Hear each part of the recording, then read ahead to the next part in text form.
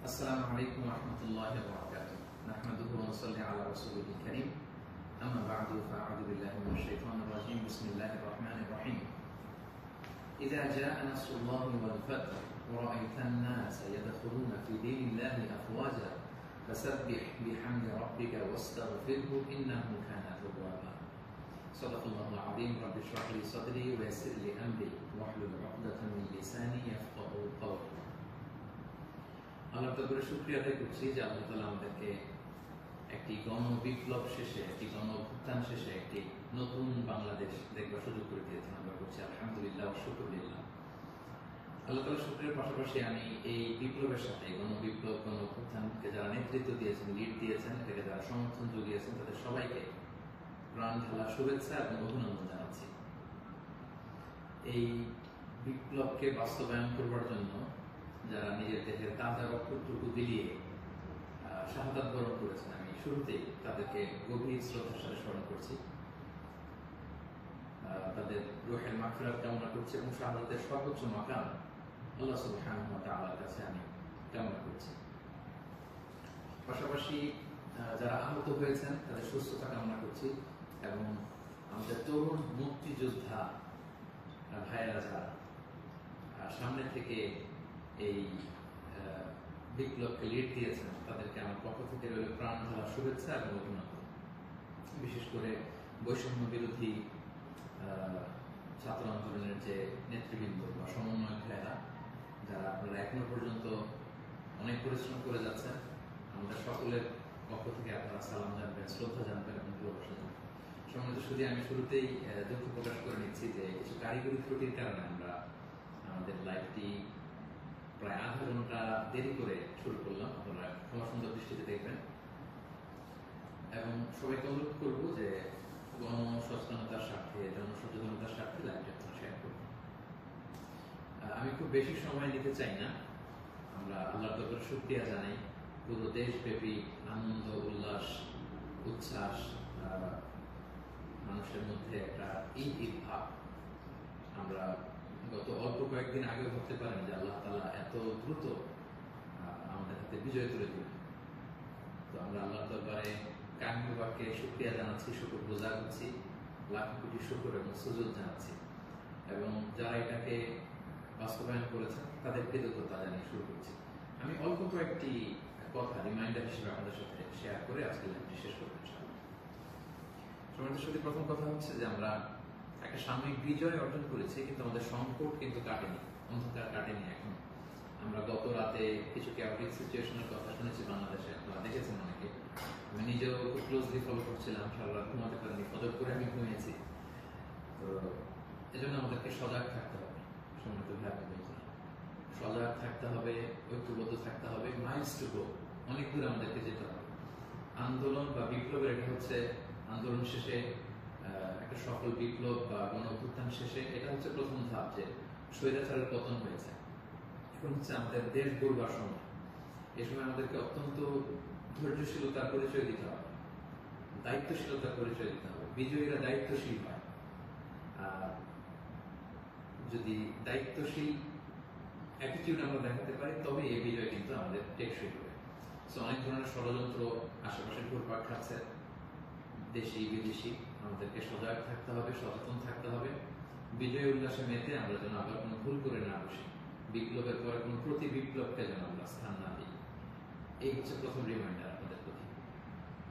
2 নম্বর যে কথাটা বলবো, আমাদের বাংলাদেশে আমরা মুসলিমরা ছাড়াও আমাদের হিন্দু ভাই বোনরা, আমাদের সাথে আমরা একসাথে মিলেমিশে একাকার একসাথে আমরা থাকি। আমাদের খ্রিস্টান ভাই বোনেরা আছেন, বৌদ্ধ ভাই বোনেরা আছেন। তো সংখ্যালঘুদের কোনো উপাসনালয়ে যেন কেউ আক্রমণ করতে না পারে, এটা খেয়াল করতে হবে। কিছু কিছু ঘটনা আমরা শুনেছি যে বিভিন্ন জায়গায় হিন্দুদের মন্দিরে আক্রমণ করা হচ্ছে, অগ্নিসংযোগ করা হচ্ছে। এটা কিন্তু অনেক বড় ধরনের একটা ষড়যন্ত্র। আমরা বছর 2 আগে আমার মনে আছে যে কুমিল্লাতে নানুয়া দিঘির পারে হনুমানের পায়ের উপরে কোরআন রেখে কি তুলকালাম কাণ্ড হয়ে গেল।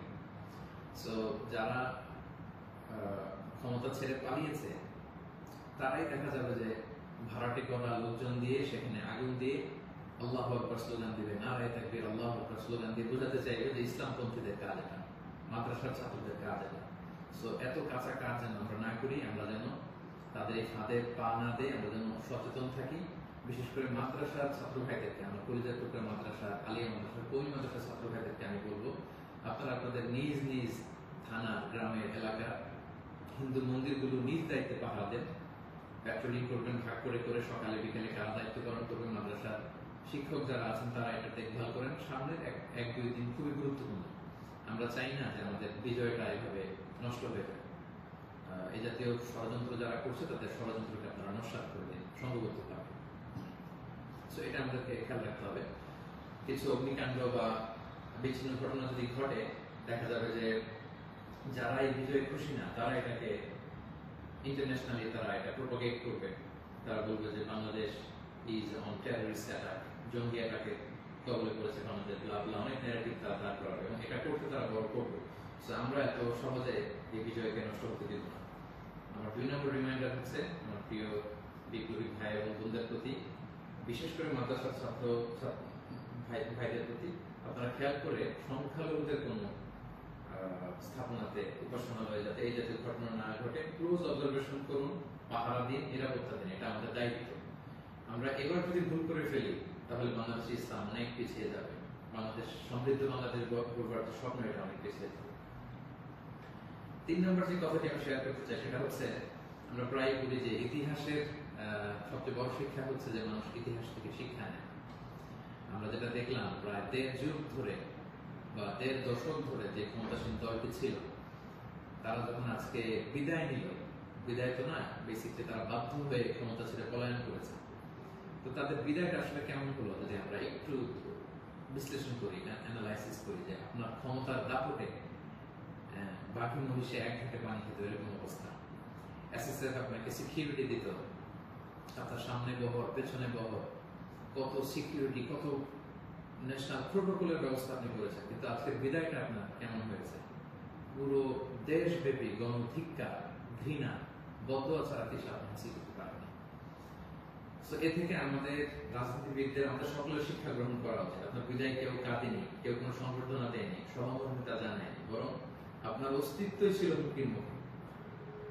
আল্লাহ তাআলা বলেন যে আমি হচ্ছে ক্ষমতার মালিক, আমি যাকে চাই, কুলিল্লাহুম্মা মালিকাল মুলক তুতিল মুলকা মান তাশা ওয়া তানজিউল মুলকা মিম্মান তাশা ওয়া তুইজ্জু মান তাশা ওয়া তুযিল্লু মান তাশা বিয়াদিকাল খায়র ইন্নাকা আলা কুল্লি শাইইন কাদির। আল্লাহ তাআলা হচ্ছেন ক্ষমতার মালিক, যাকে চান ক্ষমতার চেয়ারে বসান, যাকে চান সেখান থেকে টেনে হিচড়ে ক্ষমতার চেয়ার থেকে তিনি নামান, তিনি যাকে চান সম্মান দেন, যাকে চান তিনি অপদস্থ করেন, লাঞ্ছিত করেন। তার জলজান্ত প্রমাণ আমরা গতকাল কিন্তু দেখেছি। এবং তিনি হচ্ছেন ফাআলুল লিমা ইউরিদ, তিনি যখন যা চান তাই করতে পারেন। এর জন্য তাকে কারোর কাছে জবাবদিহি করতে হয় না, রিপোর্টিং করতে হয় না। তিনি কুন ফায়াকুনের মালিক, তিনি হওয়া বলতে দেরি, হতে দেরি হয় না। তিনি পাহাড়কে দরিয়া করেন, দরিয়াকে পাহাড় করেন, তিনি সম্মানিতকে অপদস্থ করেন, তিনি সমাজের লাঞ্ছিত অপমানিত লোকটাকে সম্মানের চেয়ারে বসিয়ে দিতে পারেন। তিনি হচ্ছেন আল্লাহ সুবহানাহু ওয়া তাআলা। মনে রাখতে হবে তিনি ক্ষমতার মালিক। আমরা যেন এটা ভুলে না যাই, ক্ষমতার চেয়ার পেলে আমরা যেন ভুলে না যাই যে আমি ক্ষণিকের জন্য এসেছি। সামনে যারা ইন্টারিম গভর্নমেন্টাল লিড দিবেন, 3 মাস 6 মাস পরে জাতীয় ইলেকশনের পরে যখন আমাদের নতুন সরকার আসবে, তারা যখন ক্ষমতার চেয়ারে বসবেন, নিজেকে এই রিমাইন্ড যেন আমরা দিই, আমরা যেদিন বিদায় নিব, যেদিন ক্ষমতায় থাকবো, সেদিন আমি আমাকে কেমন দেখতে চাই, সেই হিসাবটুকু করে যোগ বিয়োগ দিয়ে যেন আমরা ক্ষমতায় থাকাকালীন সময় আমাদের অ্যাক্টিভিটিস গুলো পরিচালনা করি। সো এই ইতিহাস থেকে আমরা বারবার শিক্ষা নিতে ভুল করি, হোঁচট খাই, আমরা যেন এটা না করি।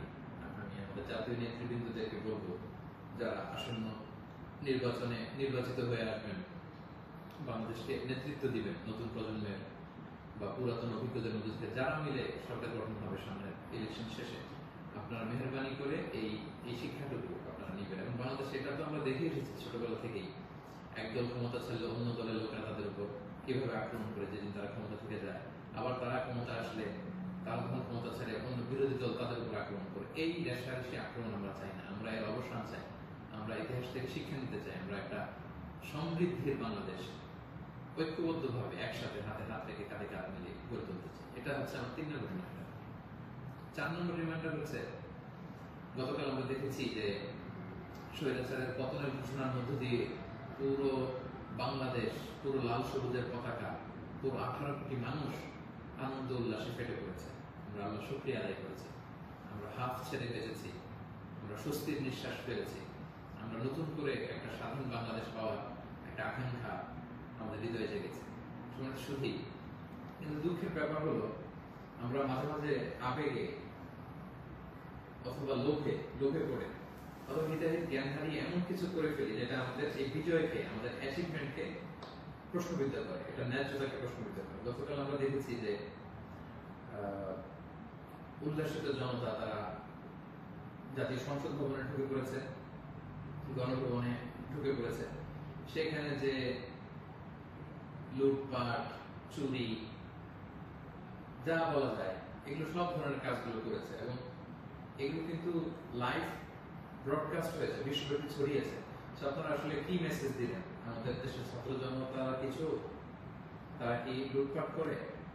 যারা ক্ষমতা ছেড়ে পালালো তারা তো এটাকে ইন্টারন্যাশনালি প্রোপাগান্ডা বানাবে যে দেখুন কিরকম লুটপাট, চুরি, আক্রমণ এগুলোর মধ্যে দিয়ে তারা গণভবনকে দখল করছে। তারা একটা ইস্যু বানাবে। তো এই ব্যাপারটাকে আমি খুবই অপছন্দ করেছি, খুবই। আমি বলবো না যে শিক্ষিত ছাত্র জনতা এমন করেছে, যেহেতু উল্লাসিত জনতা সেখানে ঢুকে পড়েছিল, এখানে ভালো মানুষ ছিল, খারাপ মানুষ ছিল, ছিচকে চোর ছিল, টোকাই ছিল, তারা এগুলো করেছে। কিন্তু আমি দেখে অবাক হয়েছি মাঝে মাঝে অনেক ভালো ফ্যামিলির ছেলে পেলে অথবা নামাজি দেখে প্র্যাকটিসিং মনে হয়, তারাও এরকম ছবি দিয়েছে। কেউ গণভবনের বালিশ, কেউ চেয়ার, কেউ টেবিল, কেউ পাঙ্গাস মাছ, কেউ ফ্রিজের খাবার, যে যেরকম পেরেছে হরিলুট করেছে। এটা আমার চোখে এসেছে এবং গণভবনের নেম প্লেট নিয়ে আসছে। তো এই এতটুকু বিবেকবোধ বা চিন্তা শক্তি কি আমাদের নাই যে এটা তো রাষ্ট্রীয় সম্পদ, নিজের সম্পদ না, এটা তো ভাগ বাটোয়ারা হচ্ছে না। আপনি যে গণভবনের চেয়ার নিয়ে আসলেন 3 মাস পরে যে আমাদের নিজেদের ভোটে নির্বাচিত আমাদের ট্রু লিডার যিনি হবেন, আমাদের প্রধানমন্ত্রী, তিনি কোথায় বসবেন? তার চেয়ার তো আপনি চুরি করে নিয়ে আসছেন। তিনি থাকবেন কোথায়? তার বালিশ তো আপনি নিয়ে আসছেন। একটা বালিশ নিয়ে এসে, একটা হাঁস নিয়ে এসে, একটা কম্বল নিয়ে এসে আপনি আসলে কতটুকু লাভ করতে পারলেন? কিন্তু গোটা বিশ্বকে আপনি একটা নেগেটিভ মেসেজ দিলেন এবং আমাদের এই বিজয়কে আপনারা প্রশ্নবিদ্ধ করলেন। এটা অনেক বড় ভুল আপনারা করেছেন সম্মানিত ভাই, যারা এটা আপনারা করেছেন। আমরা পৃথিবীর বিভিন্ন জাতি গোষ্ঠীর মধ্যে থেকে তাদের অনেক ভালো গুণ দেখি, এগুলোকে আমরা নিতে পারি না? মানুষ তো নিজেদেরকে ভালো জিনিস দেখে দেখে সেগুলো অ্যাডপ্ট করে করে মানুষ নিজেকে সুন্দর করে, পলিশ করে। আমরা জাপানিজদেরকে দেখেছি তারা কত ভদ্র পরিচ্ছন্ন। অলিম্পিকে তারা খেলা দেখতে যে স্টেডিয়ামের মধ্যে দর্শকেরা যখন খাবারের প্যাকেট, চিপস, পানির বোতল, টিস্যু ফেলে দিয়েছিল, তারা অন্যান্য দর্শকদের মতো স্টেডিয়াম ছেড়ে চলে যায়। খেলা দেখা শেষে তারা নিজেরা সব ময়লাগুলো, গার্বেজগুলো পরিষ্কার করে তারপর ক্লিন করে সেই দর্শক এলাকায় তারা ছেড়েছে। গোটা বিশ্বে তারা প্রশংসিত হয়েছে। তো এই যে তারা একটা মেসেজ দিল গোটা বিশ্ববাসীকে যে আমরা সিভিলাইজড, আমরা পরিচ্ছন্ন। আমরা আমাদের গতকালের বিজয় উদযাপন করতে যে কি এটা করতে পেরেছি? এই যে আমাদের মধ্যে অধৈর্য, অস্থিরতা, এই যে সাময়িক বেনিফিটের হওয়ার যে মানসিকতা, এইটা যদি আমরা ঠিক করতে না পারি, এই গণবিপ্লবে, গণ অভ্যুত্থানে নতুন সরকার কিচ্ছু আসা যাবে না প্রিয় ভাইরা। মানে I'm telling you the truth, I'm telling you the reality, এটা আপনাদের মনে রাখতে হবে। বাস্তবতা হচ্ছে আমরা যেমন, আমাদের নেতারাও যেমন। আমরা গতকাল হরিলুট করেছি, আমাদের নেতারাও হরিলুট করেছে। আমরাও চুরি করেছি, তারাও চুরি করতে। আমরা আসলে সুযোগের অভাবে সব, বাস্তবতা যেটা। কথাগুলো এই মুহূর্তে, বিজয়ের মুহূর্তে তিক্ত হলেও আমাকে ইসলামিক পয়েন্ট অফ ভিউ থেকে এই রিমাইন্ডারগুলো আমাকে বলতে হচ্ছে। I am sorry for that. তারা পদ্মা সেতুতে দুর্নীতির সুযোগ পেয়েছে, ওই লুট করেছে। তারা দেশের বড় বড় মেগা প্রজেক্টে লুট করেছে, আর আপনি ছোট্ট জিনিস লুট করার সুযোগ পেয়েছেন, ওইটা করেছে। কোনো পার্থক্য নাই। তারা করেছে বড় বড় হরিলুট, আপনারা করেছেন ছোট ছোট চুরি লুট। এই তো পার্থক্য তো আমাদের এতটুকুই। এই জিনিসটা আমাদেরকে বুঝতে হবে যে এগুলো রাষ্ট্রীয় সম্পদ। সেখান থেকে একটা সুতা কেন আমরা টাচ করবো? আপনারা গণভবন ঘেরাও করেছেন, ভেতরে যে উল্লাস করবো, তাকবীর দিন। এমন দেশ কি কোথাও খুঁজে পাবে না তুমি?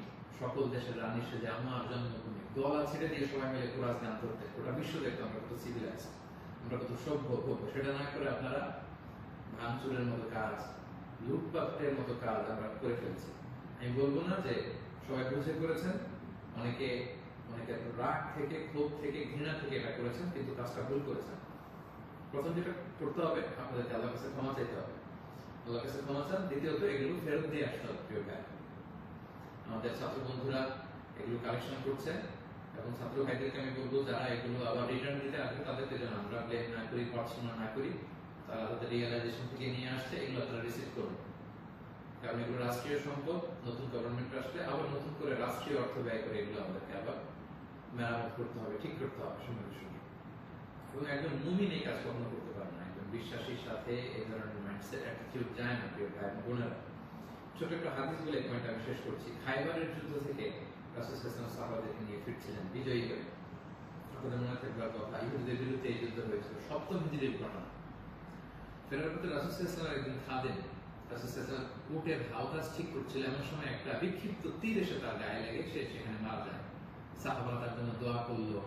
তারা বললো কি খুশ নসিব তার, যুদ্ধ থেকে ফিরে আসার পথে এই মুজাহিদ শহীদ হয়েছে, জান্নাতের নীল পাখি হয়ে সে ঘুরবে। রাসূল সাল্লাল্লাহু আলাইহি ওয়াসাল্লাম বললেন, না, তোমরা এই মন্তব্য করো না, তোমরা জানো না আমার এই দাস সে সুযোগ পেয়ে রাষ্ট্রীয় সম্পদের অর্থাৎ গনিমতের যেটা পেয়েছিল ভাগ বটলার আগে সে লোকচক্ষুর আড়ালে একটি চাদর চুরি করেছিল, এবং এই জাহান্নামের এই চাদর তার গা পেঁচিয়ে তার শরীরকে জ্বালিয়ে ফেলবে, তাকে দগ্ধ করবে।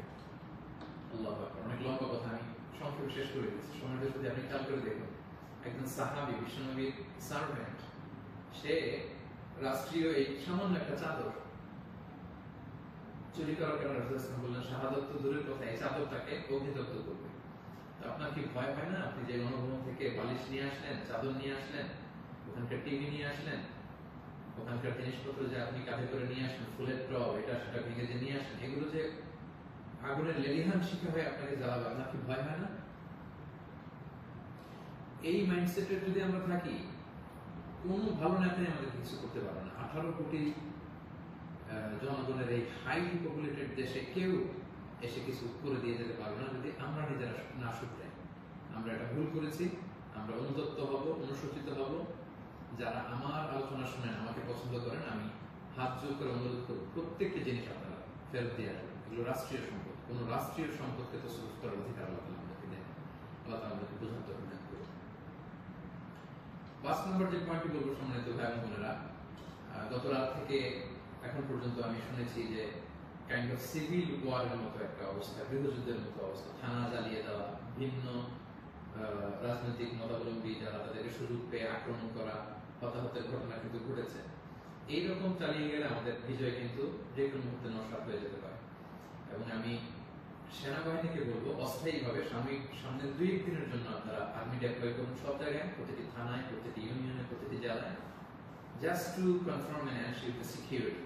এনপিআর গভর্নমেন্ট যখন আসবে তখন তাদের দিক নির্দেশনা অনুযায়ী তাদের লিডারশিপে আপনারা সহযোগিতা করবেন, কাজ করবেন। কিন্তু এই হানাহানি, মারামারি, রক্তপাত থামানোর জন্য, সংঘাত থামানোর জন্য আমার মনে হয় আমাদের প্রাণের ব্যাটালিয়ন সেনাবাহিনীকে আমি এই অনুরোধটুকু করবো যে জরুরি ভিত্তিতে দেশের এই সমস্ত জায়গায়, থানাগুলোতে, মন্দিরগুলোতে যেখানে সংঘাত হওয়ার সুযোগ আছে সেখানে আর্মি যেন ডেপ্লয় করা হয়। তা না হলে যে পরিমাণ হতাহতের ঘটনা ঘটেছে, এটা যদি আরেক-দুই দিন চলতে থাকে এরকম, এবং সুযোগ পেয়ে একে আক্রমণ করা, ওকে আক্রমণ করা, ঝাল খুব মেটানো, বা ভিন্ন রাজনীতি হওয়ার কারণে এতদিন তারা জুলুম করেছে, আজকে তার বাড়ি জ্বালিয়ে দিব, তার ছেলে মেয়েদের অত্যাচার করবো, তার উপর আক্রমণ করবো, এটা যদি আমরা করি তাহলে আমরা ভুল করে ফেলবো। আমি আগেই বলেছি যে বিজয়ীরা দায়িত্বশীল হয়, দায়িত্বশীলতার পরিচয় দিতে হবে, তাহলে এই বিজয়টা টেকসই হবে। তা না হলে এভাবে লুটপাট শুরু হলে বলবে যে এই স্বৈরাচারী সরকার এত দেশে ভালো ছিল, এখন তো দেখে দেশের অবস্থা আরো খারাপ। এরকম কোন কমেন্ট যদি কেউ করার সুযোগ না পায়, কেউ যেন এই চান্স নিতে না পারে, একটা গৃহযুদ্ধের দিকে যেন আমরা চলে না যাই। আল্লাহ তাআলা আমাদের দেশকে হেফাজত করুক, সম্মানিত ভাই বোনেরা। এবং যারা বড় বড় অপরাধী ছিল, ক্রাইম করেছে, অবশ্যই তাদেরকে আইনের হাতে তুলে দিন, তাদেরকে ধরে রাখুন, বেঁধে রাখুন, পুলিশের হাতে দিন, সেনাবাহিনীর হাতে দিন, সংঘবদ্ধভাবে তাদেরকে আটকে রাখুন, তাদেরকে দেশ ছাড়তে, দেশ থেকে পালাতে আপনারা বাধা দিন। এই কাজটা করবেন। এটি ছিল 5 নম্বর রিমাইন্ডার। 6 নম্বর রিমাইন্ডার, খুব রিসেন্টলি হোপফুলি আজকে ইন্টারিম গভর্নমেন্টের রূপরেখা কারা থাকবেন সেটা বলা হবে। খুবই গুরুত্বপূর্ণ, জন্য আমি লাইভও দেরি করতে চাচ্ছি না, আমি উৎসুক হয়ে আছি এই নিউজ শুনবার জন্য। কিন্তু বর্তমানে যেহেতু সেনাবাহিনী সবকিছু নেগোসিয়েট করছে এবং আমাদের বৈষম্য বিরোধী ছাত্র আন্দোলনের ভাইদেরকে, সেনাবাহিনীর দায়িত্বশীলদেরকে আমি বলবো যে এখনো কিন্তু সন্ত্রাসী গোষ্ঠী বা অপশক্তি দেশের বিভিন্ন জায়গায় আছে। বিশেষ করে আমরা বিভিন্ন সময় দেখেছি যে ছাত্রদের হাতে আমরা রামদা, হকি স্টিক, তারপর অস্ত্র আমরা দেখেছি। বিভিন্ন সময় আমরা ছাত্রলীগের ছাত্রদের হাতে আমি দেখেছি যে তারা সাধারণ ছাত্রদেরকে আক্রমণ করতে একটা সারাশি অভিযান চালিয়ে গোটা দেশের ছাত্রলীগের যত সন্ত্রাসী আছে তাদের হাত থেকে এই অস্ত্রগুলো সিজ করতে হবে। শুধু ছাত্রলীগই না, এটা উদাহরণ হিসেবে বললাম, যত ছাত্র সংগঠন আছে কারো হাতে যদি কোনো আগ্নেয়াস্ত্র, অস্ত্র এগুলো পাওয়া যায়, খুব জরুরি ভিত্তিতে এগুলো পুরো দেশের সাহসী অভিযান চালিয়ে এগুলো সিজ করতে হবে। কোনো ছাত্রের হাতে, কোনো সিভিলিয়ানের হাতে কোনো গান, কোনো রামদা এগুলো যেন আমরা কখনো না দেখি। ছাত্ররা রামদা নিয়ে ক্যাম্পাসে দাপট দেখাবে, এই দৃশ্য আমরা যেন বাংলাদেশে না দেখি। এরকম একটি পরিবেশ যেন আমরা তৈরি করতে পারি। আমি সেনাবাহিনীর কাছে অনুরোধ জানাবো, আমি সামনে যে ইন্টারিম গভর্নমেন্ট হবে তাদের কাছে অনুরোধ জানাবো, বৈষম্য বিরোধী ছাত্র আন্দোলনের ভাইদেরকে এই বিষয়ে গুরুত্ব দেওয়ার জন্য অনুরোধ জানাবো। কারণ আমি বিভিন্ন ভাবে আমাদের কিছু সোর্স আছে, আমরা জেলায় জেলায়, থানায় থানায় এরকম হতাহতের ঘটনা শুনেছি। সেগুলো আমাদেরকে নিয়ন্ত্রণ করতে হবে। সবশেষে সম্মানিত ভাই এবং বোনেরা, আমি এই কথা বলে শেষ করতে চাই যে আমাদের ধৈর্যের পরিচয় দিতে হবে, আমাদেরকে শান্তি শৃঙ্খলা রক্ষার সর্বোচ্চ চেষ্টা করতে হবে। প্রতিহিংসার রাজনীতি আমরা বাংলাদেশে আর দেখতে চাই না। আমরা হানাহানি, মারামারি এটা দেখতে চাই না। আমরা জাতি, ধর্ম, বর্ণ নির্বিশেষে আমরা যেন সবার প্রতি মানবিক হতে পারি, আমরা সেটা চাই। আমরা চাই মেরিটোক্রেসির ভিত্তিতে আমাদের দেশ চলবে। দেশের যতটি চাকরি দেওয়া হবে, পদায়ন হবে, যারা সচিব হবেন, যারা বিসিএস ক্যাডার হবেন, যারা সরকারি আমলা হবেন, প্রতিটা চাকরি যেন মেধার ভিত্তিতে হবে। Meritocracy should be the national policy of Bangladesh, our new Bangladesh, our new independent Bangladesh. আমি দায়িত্বশীলদের কাছে অনুরোধ করছি, আমাদের ন্যাশনাল কয়েকটা পলিসি থাকা দরকার। সিঙ্গাপুরের 3-4টা জাতীয় পলিসির মধ্যে একটা হচ্ছে মেরিটোক্রেসি। রাষ্ট্রীয়ভাবে যেন ঘোষণা দেওয়া হয় যে মেরিটোক্রেসির ভিত্তিতে আমাদের বাংলাদেশ চলবে। আমাদের বিচার বিভাগ সম্পূর্ণ স্বাধীনভাবে, এখানে কেউ হস্তক্ষেপ করতে পারবে না। কোনো চাঁদাবাজি আমাদের বাংলাদেশে চলবে না, কোনো ঘুষ বাংলাদেশে চলবে না। একটা সমৃদ্ধির বাংলাদেশ আমরা যেটা স্বপ্ন দেখি, আমরা যে স্বাধীন বাংলাদেশের স্বপ্ন দেখি, আমরা যেন একসাথে সেটা করতে পারি। Together we rebuild hour nation again ইনশাআল্লাহ। সম্মানিত সুধী, আমি এই আহ্বান জানিয়ে শেষ করব, কেউ আইন শৃঙ্খলা অবনতি ঘটাবেন না, সংঘাতে জড়াবেন না, আইন নিজের হাতে তুলে নেবেন না। সংখ্যালঘু ভাইদের দিকে দৃষ্টি রাখুন, কারণ এইটাকে তারা টার্গেট করে একটা প্রতি বিপ্লব, দেশে একটা ক্যাওটিক সিচুয়েশন তৈরি করবে। এবং পুলিশ বাহিনী, সেনাবাহিনী, বিমান বাহিনী, র্যাব, আনসার, বিডিআর, প্রত্যেকটি বাহিনীকে আমি বলবো যে আপনাদের কাছে অনেক বড় দায়িত্ব। দেশের শান্তি শৃঙ্খলা, সিকিউরিটি, নিরাপত্তা নিশ্চিত করে এগুলো আপনাদের দায়িত্ব। আসুন আমরা সবাই হাতে হাত রেখে, কাঁধে কাঁধ মিলে আমাদের নতুন বাংলাদেশ গড়ে তুলব। এই সামনের 1-2 দিন খুবই ক্রুশাল। আপনারা কেউই অস্থির, অধৈর্য হয়ে রাগে বসে বিভিন্ন থানা জ্বালিয়ে দেওয়া হচ্ছে, আমি শুনছি। সাধারণ পুলিশদের উপর আক্রমণ করা হচ্ছে। প্রিয় ভাইয়া, পুলিশরা খুব অল্প বেতনের চাকরি করে, তারা আমাদেরকে নিরাপত্তা দেয়। তো তারা উপরের অর্ডারে এতদিন এগুলো করেছে, তাই বলে আপনি পুলিশের উপরে আক্রমণ করতে পারেন না। আপনার দলের বিরোধী বলে আপনি তাদেরকে আক্রমণ করতে পারেন না। সুযোগ পেয়ে আপনি এই অন্যায়ভাবে এটার ব্যবহার আপনি করতে পারেন না। আমরা যেন সুশৃঙ্খল থাকি, আমরা যেন দায়িত্বশীলতার পরিস্থিতি, সম্মানিত সুধী, একটা মানবিক বাংলাদেশ, একটা সাম্যে পরিপূর্ণ, একটা সমৃদ্ধ বাংলাদেশ আমরা দেখতে চাই।